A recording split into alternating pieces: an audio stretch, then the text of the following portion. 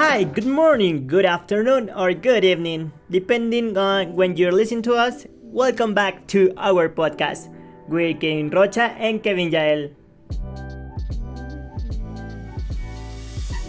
In our last episode, we talked about our teaching practice at Dr. Alfonso Garcia Official Secondary School, the context, the groups, and the methods we used.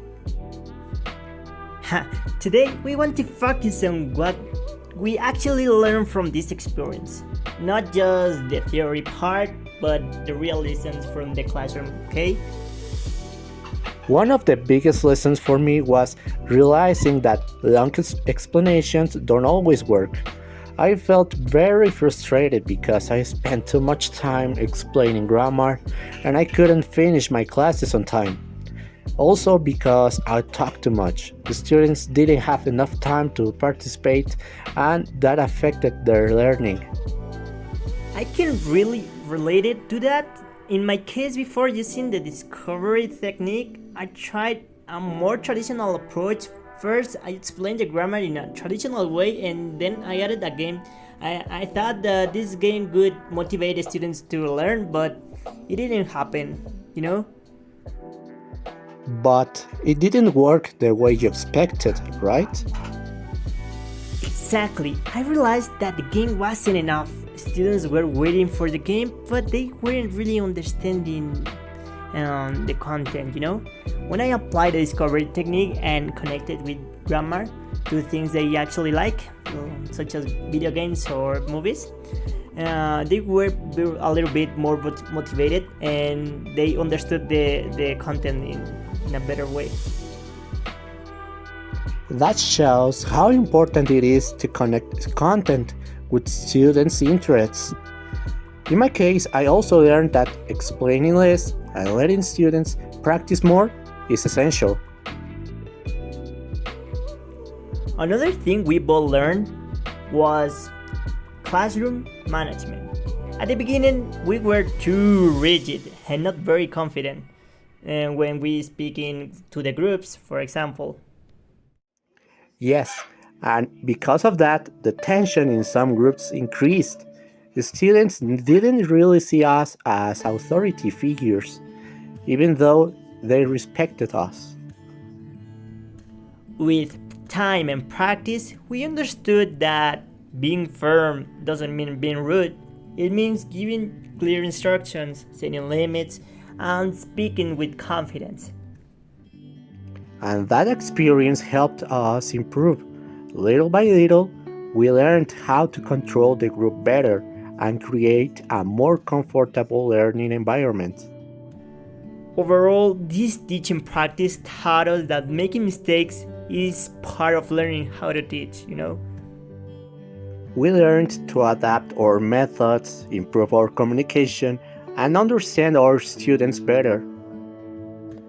Another thing I learned during this practice was that repeating the same explanation doesn't always help students learn more.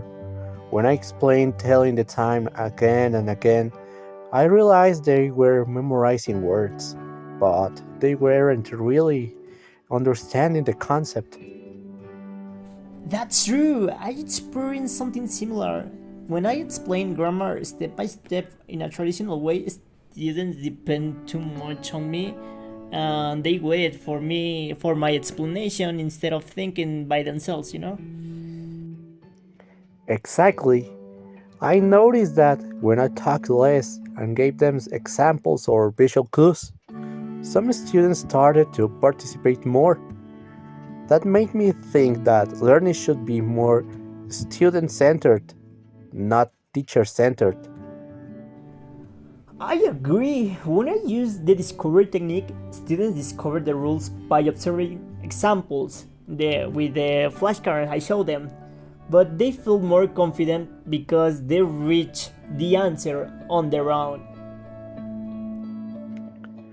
Another important lesson for me was time management because I spent too much time explaining and I couldn't finish my activities and students got bored or distracted. Oh, time management was also a challenge for me. I learned that it's better to plan fewer activities but make sure students really understand them instead of making many tasks to do. Also, I learned that silence in the classroom is not always bad. Sometimes students need time to think before answering, and that's something I didn't respect at first. That's a very good point. Giving students time to process information helped me see who was really understanding and who needed more support. In the end, these moments of frustration became moments of learning for me. Same here. Those difficult classes taught us lessons that any book or textbook can explain. Thank you for listening to this second episode. We hope our experience helps other teachers in training. See you next time.